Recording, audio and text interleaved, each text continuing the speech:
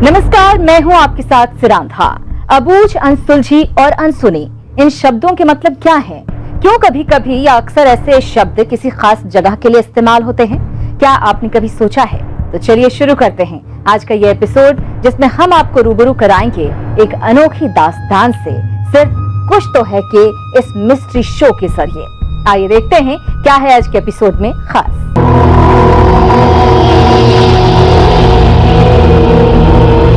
तो सदियों से खैट पर्वत का जो अनसुलझा रहस्य है, उसे सुलझाने का अब वक्त आ चुका है। यानी वो वक्त हो चुका है जब इस पूरे इलाके में सिर्फ अप्सराओं का राज होता है।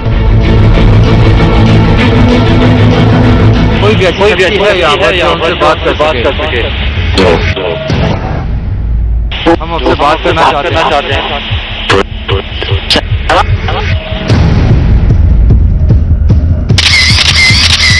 मुझे वहां कोई मूवमेंट दिखाई दिया, वहां कैमरे के पीछे। आप लाइट उधर मोड़ो यार, मुझ पे मत रखो। ये कहानी है देवभूमि के एक अद्भुत देवलोक की, कुछ पौराणिक किस्सों की, एक रहस्यमयी पर्वत की। पर्वत के शिखर पर हर रोज उतरती कुछ अप्सराओं की। वहाँ पे सचमुच ही कुछ न कुछ है ऐसी शक्तियाँ, जिस शक्ति को हम लोग आज भी वो कर रहे हैं। अप्सराएं, परियां वहाँ पर विचरण करती है, परियां वहाँ पर नृत्य करती है, परियां रात को वहाँ पे दिखती है। और एक ऐसी पड़ताल की जहां हर कोशिश हमारे लिए एक पहेली बन गई, और हर पहेली एक ऐसा सवाल जिसमें हजारों की आबादी सदियों से उलझी है। तो आज चलते हैं परियों के देश में, देखते हैं उन अप्सराओं को और तलाशते हैं वो सच जो आज आपको भी हिलाकर रख देगा। आज हम सुना रहे हैं आपको परियों की कहानी। जी हाँ, ऐसी परियों की कहानी जिसे देखकर आप हिल जाएंगे। ये कहानी जुड़ी है उत्तराखंड के एक पर्वत से। दावा किया जाता है कि इस पर्वत पर अप्सराएं आती हैं, और ये परिलोक स्थित है टिहरी गढ़वाल के खैट पर्वत पर। लोगों का दावा ये भी है कि यहाँ परियां आती हैं और माँ दुर्गा को प्रसन्न करने के लिए पूजा अर्चना भी करती हैं। तो चलिए पड़ताल करते हैं देवभूमि के इस परिलोक की।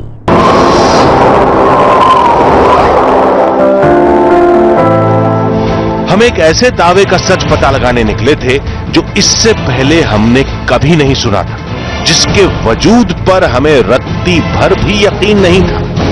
मंजिल थी दिल्ली से करीब 400 किलोमीटर दूर उत्तराखंड का टिहरी इलाका, और टिहरी का एक अद्भुत खैट पर्वत।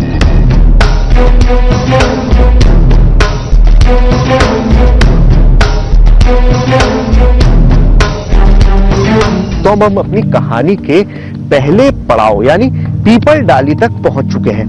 पीपल डाली का हमारी कहानी से एक बहुत छोटा सा लेकिन बड़ा इंपॉर्टेंट सा ताल्लुक है। आज तक आपने जितनी भी कहानियां सुनी होंगी वो सुनाने के लिए, वक्त बिताने के लिए होती है, लेकिन कभी क्या ऐसी कहानी सुनी है जिसको सरकार भी माने? इस बोर्ड को गौर से देखिए।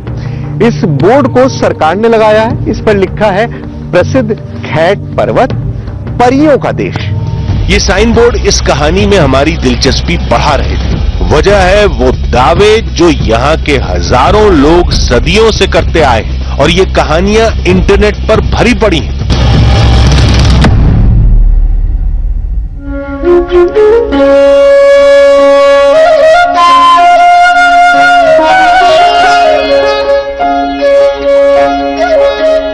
इंटरनेट की ये कहानियां हम यहाँ के लोगों की जुबान से सुनना चाहते थे, जिसकी तलाश में हम खैट पर्वत की तलहटी में बसे एक गांव में पहुंचे। वहाँ पे सचमुच ही कुछ न कुछ है ऐसी शक्तियाँ, जिस शक्ति को हम लोग आज भी वो कर रहे हैं। हाँ, दिखाई भी देती है कभी कभी। लोग बता रहे थे कि खैट पर्वत पर चटक रंग के कपड़े नहीं पहने जाते। वह क्या कि हम लोग भी जब जाते हैं तो हम चटकले कपड़े नहीं पहनते वहाँ भी अभी भी। और जो लड़कियां या वगैरह वगैरह जाते, पहले हम ही चैलेंज पहले ही बता देते हैं भैया कि आप इधर उधर जाएंगे तो हमारी जिम्मेदारी नहीं है।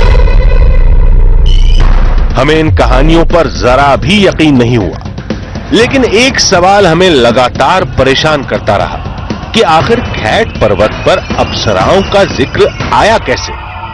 थोड़ी छानबीन की तो पता चला इन अप्सराओं का जिक्र कई पुराणों में भी हुआ है, जिससे जुड़ी कई कहानियां भी हैं। पहली कहानी एक राक्षस और देवी दुर्गा से जुड़ी है। विष्णु जी के कान से दो बेटे पैदा हुए, एक मधु और एक कैटव, लेकिन वो बहुत बलशाली दुष्ट प्रकृति के हुए, बहुत बड़े भयंकर राक्षस हुए। अपने पिताजी के साथ पंचवर्षीय शास्त्राणी 5000 वर्ष तक उन्होंने अपने पिताजी विष्णु जी के साथ जो है बाहुयुद्ध लड़ा। तो भगवान विष्णु और ब्रह्मा जी और शिव जी ने एक कैबिनेट बैठक की और उनके कैबिनेट में एक वास हुआ, दुर्गा का वास हुआ। विष्णु के नेत्र से इसी स्थान पर दुर्गा का वास हुआ। खैट पर्वत दुर्गा का जन्मस्थली भी है और मधुकैटव मरणस्थली है। पर्वत की चोटी पर देवी का मंदिर है और 9 अप्सराएं आज भी देवी को नमन करने उस पर्वत पर आती हैं। खैट पर्वत और अप्सराओं से जुड़ी एक और कहानी भी है, जिसका रिश्ता है रावण से। लोगों ने बताया कि संतान प्राप्ति के लिए रावण की पत्नी मंदोदरी ने महादेव की तपस्या की थी और भगवान शिव ने मंदोदरी को 9 पुत्रियों का वरदान दिया था। 9 कन्या होंगी, लेकिन जिस दिन 9 कन्याओं का जन्म पृथ्वी में होगा उस दिन लंका का विनाश शुरू हो जाएगा। रावण को पता लग गया कि शिव जी ने जो है मंदोदरी को वरदान दे दिया कि तेरी 9 कन्याएं होंगी। जो ही उसकी 9 कन्याएं हुई, मंदोदरी के रावण ने जो है वो कन्याएं पारों पर पटकी। वो 9 कन्या ही आश्चर्य स्वरूप है। ओम नमो भगवते वासुदेवाय।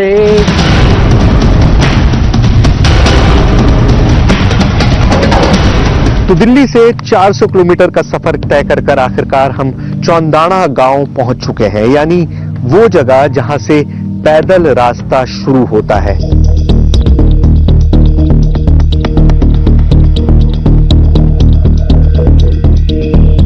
खैट पर्वत की चोटी तक पहुंचने के लिए हमें कुछ स्थानीय लोगों की जरूरत थी और हमें ये मदद मिली यहां के ग्राम पंचायत सदस्य परमवीर से। बातों बातों में पता चला कि खैट पर्वत की चोटी पर 2 मंदिर हैं, पहला देवी दुर्गा का और दूसरा एक राक्षस का। दावा किया गया कि सूरज ढलने के बाद दोनों ही जगहों पर परियों को आसानी से देखा जा सकता है। दिन का दूसरा पहर बीत रहा था और शाम ढलने से पहले हमें खैट पर्वत का लंबा सफर तय करना था, इसलिए बिना वक्त गंवाए हम उन पगडंडियों पर चल पड़े। खैट पर्वत पर जाने से पहले जहां एक ओर परियों के आने के दावे थे, तो वहीं उत्तराखंड सरकार द्वारा लगा बोर्ड जिसमें साफ लिखा था परियों का देश, इस बात को और पुख्ता कर रहा था कि वाकई कोई परिलोक है। लिहाजा पड़ताल को लेकर हमारी उत्सुकता और बढ़ गई। हालांकि इस पड़ताल को लेकर लोगों ने हमसे कुछ सावधानियां बरतने को भी कहा था, जैसे वहां तेज आवाज में बात ना करना, संगीत ना बजाना और चटख रंग के कपड़े ना पहनना और रात 12 बजे के बाद मंदिर में कतई ना जाना। और ये सब कुछ बहुत अजीब था, लेकिन बिना पड़ताल के इन सब बातों पर विश्वास करना जरा मुश्किल हो रहा था।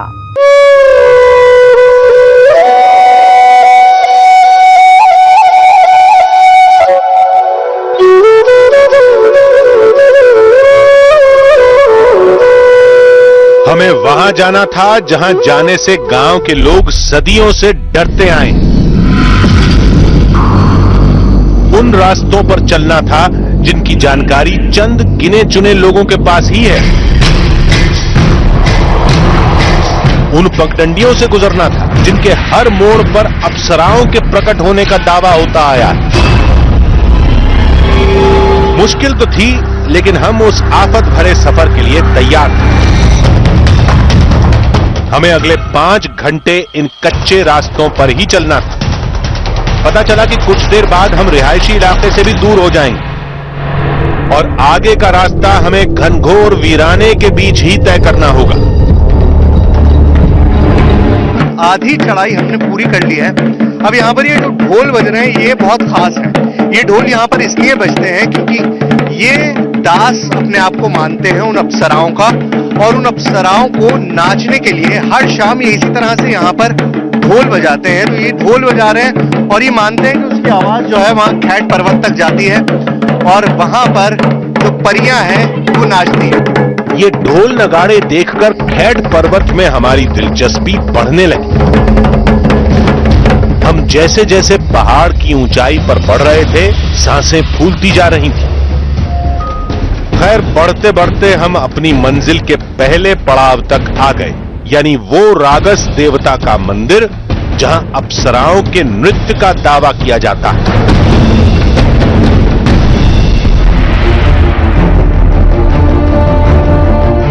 मतलब यह कि हमें जिन जगहों की पड़ताल करनी है उनमें एक जगह यह भी है, क्योंकि दावा यही है कि शाम होने के बाद इस मंदिर में अप्सराएं नृत्य के लिए प्रकट होती हैं। लेकिन उस पड़ताल से पहले हमें खैट पर्वत की चोटी पर बने उस देवी मंदिर तक जाना था जहां परियों से जुड़े सबसे ज्यादा दावे हुए हैं, और वो मंदिर अब ज्यादा दूर नहीं था।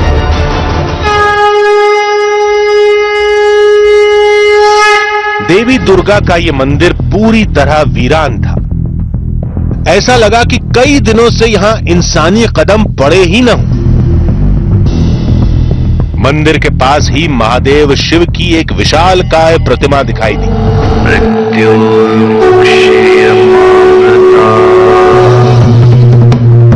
हम काफी देर तक मंदिर के गलियारे में भटकते रहे। सब कुछ सामान्य सा दिखाई दे रहा था, लेकिन हमारे साथ आए गांव के नौजवान अब भी यही दावा कर रहे थे कि शाम होने दीजिए, अप्सराएं आपकी आंखों के सामने होंगी। विश्वास तो नहीं हुआ, लेकिन दावा इतना पुख्ता था कि हमने इसी मंदिर में रात बिताने का फैसला किया। हालांकि इसमें एक पेच भी था, वो ये कि हमारे पास पड़ताल के लिए न कोई उपकरण था, न कोई वैज्ञानिक कैमरा। शाम ढलने में अभी वक्त था, इसलिए हमने थोड़ा दिमाग चलाया और संपर्क साधा इंडियन पैरानॉर्मल सोसाइटी से, यानी कुछ ऐसे शोधकर्ता जो वैज्ञानिक तरीके से किसी भी अनजान शक्ति का पता लगाते हैं।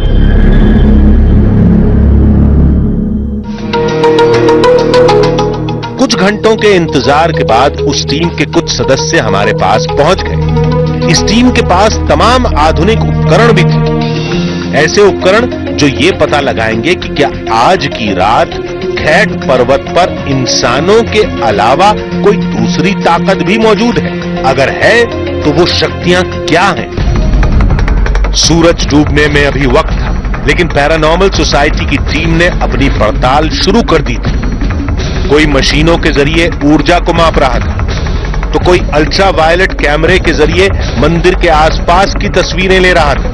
देखते देखते शाम ढलने लगी, अंधेरा छाने लगा और सदियों पुराने दावे के मुताबिक खैट पर्वत पर अप्सराओं के आने का वक्त करीब आने लगा था।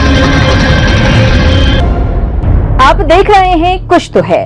खैट पर्वत पर हम पहुंच तो गए, हमारी टीम ने अपने अपने तरीकों से पड़ताल भी शुरू कर दी। तो क्या इस खैट पर्वत पर वाकई अप्सराएं आएंगी? मंदिर की घंटी खुद ब खुद बजेगी? आखिर क्या घटने वाला था वहां?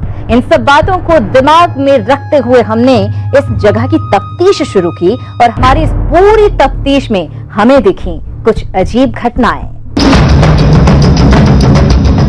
रात का अंधेरा खैट पर्वत को अपनी आगोश में ले चुका था और हमारी तफ्तीश की शुरुआत हो चुकी थी। तो इस वक्त जो आपके सामने मंदिर है वो खैट पर्वत का सबसे ऊंचा पॉइंट है। खैट पर्वत पर ये माँ दुर्गा का मंदिर है। 12 बजे जो एग्जैक्ट टाइम होगा उस समय हम वापस यहाँ पर आएंगे एंड यहाँ पर हम कुछ एक्सपेरिमेंट्स करेंगे। रात के 12 बजने में वक्त था, इसलिए हमारी टीम जंगल की ओर रवाना हो गई। तफ्तीश की शुरुआत हमने रागस देवता के मंदिर से की। पैरानॉर्मल सोसाइटी की टीम ने मंदिर के आसपास की रीडिंग लेना शुरू किया। एक आधुनिक कैमरे के सहारे मंदिर के हर कोने की तस्वीर ली जाने लगी और उसके बाद शुरू हुआ हमारी पड़ताल का पहला दौर। क्या कोई हमारे आसपास है? पैरानॉर्मल सोसाइटी के सदस्य गोविंद ने एक वैज्ञानिक मशीन के सहारे कुछ आवाजों को रिकॉर्ड करना शुरू किया। कोई है हमारे आसपास? हमारी मौजूदगी बताएं, हमसे बात करें। बात करना चाहते हैं। लंबी मशक्कत के बाद हमें रिकॉर्डर पर कुछ हलचल जरूर सुनाई थी, लेकिन ऐसा कुछ नहीं मिला। लेकिन चंद मिनटों बाद ही कुछ ऐसा हुआ जिसकी हमने उम्मीद भी नहीं की थी।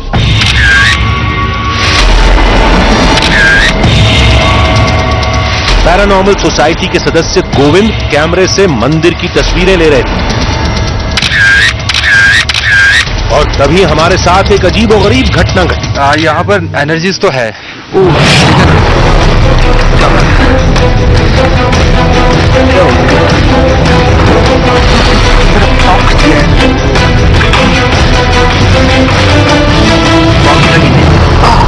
बातचीत करते करते अचानक मांसपेशियों में खिंचाव महसूस होने लगा। पैर जमीन पर रख पाना भी मुश्किल हो रहा था। हालांकि हम अब भी इसे सिर्फ एक इत्तेफाक या कोई वहम मान रहे थे। रात के 12 बजने वाले थे, इसलिए हमने लड़खड़ाते कदमों के साथ खैट पर्वत की चोटी पर बने देवी के मंदिर में जाने का फैसला किया।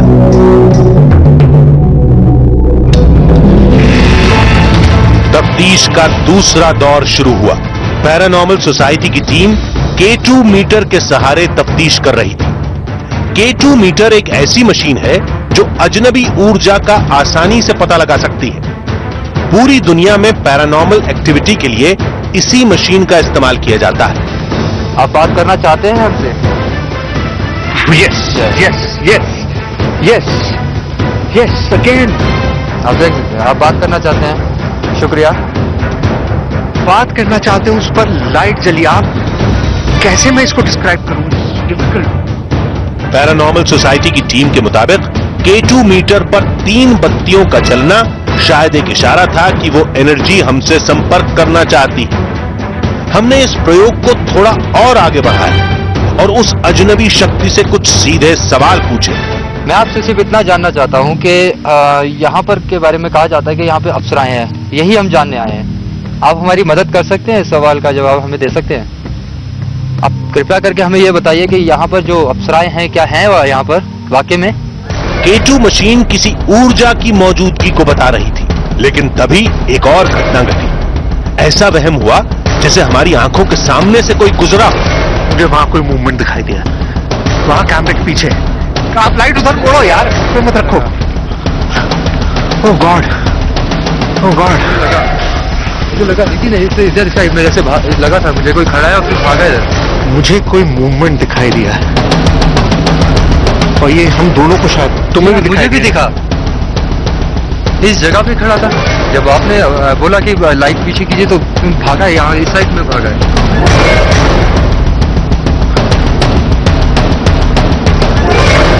और देखिए कोई इंसान अगर होगा तो इतनी जल्दी से तो नहीं कहीं भाग सकता। देखिए ना, अरे इंसान का तो सवाल ही नहीं है यार। हम कैसे आप यहाँ पर पहुंचे हमको पता है, इंसान कहाँ से आया? हाँ, ओ लाइट जलने लगी वहां पर। ये क्या हो रहा था? कौन कर रहा था? ये हमारा वहम था या वाकई कोई ताकत? हमें कुछ भी समझ में नहीं आया। हम चारों ओर पहेलियों से घिर चुके थे। कभी K2 मीटर पर लाइट जलने लगती तो कभी मोशन सेंसर किसी के होने का इशारा शुरू कर देता। सुबह होने वाली थी और हमें यह बात समझ में आ चुकी थी कि खैट पर्वत की पहेली इस तरह नहीं सुलझने वाली। इसलिए पैरानॉर्मल सोसाइटी की टीम ने इंफ्रारेड और थर्मल कैमरे के सहारे आसपास की तमाम तस्वीरें कैद कर ली, क्योंकि अब यही तस्वीरें इस रहस्य को सुलझा सकती थी। यह रहस्य सुलझा भी, लेकिन उत्तराखंड के खैट पर्वत पर नहीं, दिल्ली में।